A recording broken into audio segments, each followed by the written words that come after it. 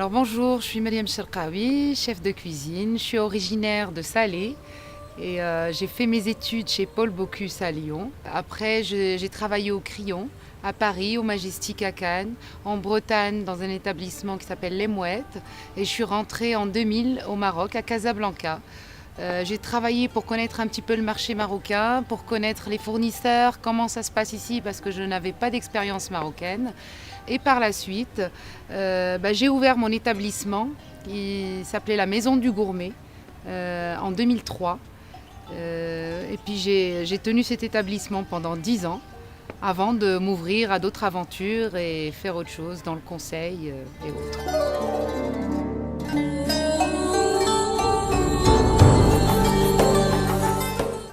Ma cuisine, elle se décrit d'abord avec une cuisine marocaine, 100% marocaine, mais une cuisine actuelle, mais d'abord quelque chose qui est contemporain, une cuisine qui raconte une histoire qui est 100% marocaine et surtout une cuisine qui s'est construite avec le temps. D'abord, la réflexion m'est venue quand je suis rentrée au Maroc en disant pourquoi personne ne réinvente cette cuisine marocaine, pourquoi personne n'essaye d'aller un peu plus loin et de dire on va garder ces traditions. Ces traditions ont bien eu à un moment, on a eu des influences qui nous sont arrivées et que ça ne doit pas s'arrêter là. Alors cette réflexion, je l'ai posée plusieurs fois, mais mes clients étaient un peu ma ligne de conduite. C'est eux qui m'ont dirigée vers ça et qui m'ont surtout dit mais pourquoi pas faire ça. Alors la première recette que j'avais faite, c'était la pastilla au confit de canard et foie gras et tout le monde en parlait. Il y a des gens qui venaient même pas pour voir la carte, ils voulaient tout de suite la pastilla au confit de canard et foie gras. J'ai mis peut-être une année à comprendre ça, mais le jour où je l'ai compris, pour moi c'était lisible.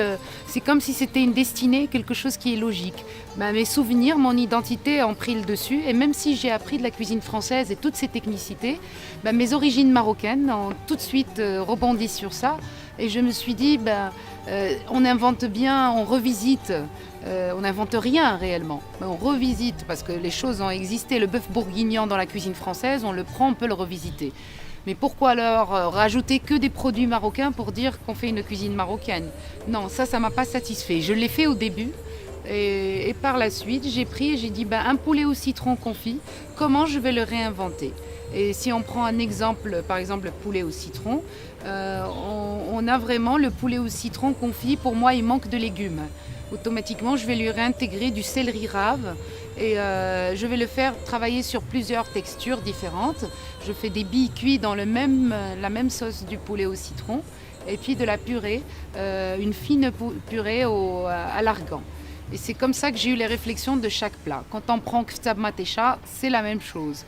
Kftab matécha, c'est un plat classique, populaire, qu'on voit partout. Et en fait, je ne suis pas allée très loin. Au contraire, je suis allée chercher de ce qu'on mange, nous les Marocains, tous les jours. Et ce qu'ont mangé nos grands-pères et nos grands-mères déjà avant. Et en disant, on peut le remanger aujourd'hui, mais le rendre plus moderne, le rendre plus diététique, le rendre plus accessible à tout le monde et qui soit surtout très esthétique aussi.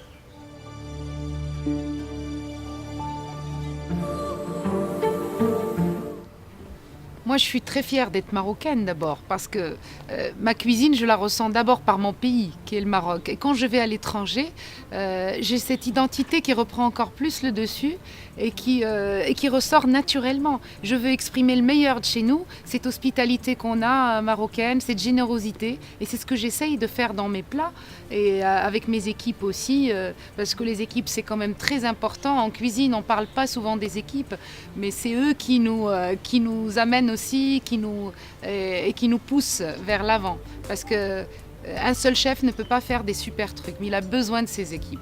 Mais c'est vrai que quand on est à l'étranger, moi je veux leur montrer surtout ce que c'est la cuisine marocaine. Je veux en une assiette leur décrire tout ce qui est le Maroc, toutes ces influences qu'on a marocaines, toute cette cuisine juive marocaine, arabe-andalouse, berbère, toutes nos origines et notre culture culinaire.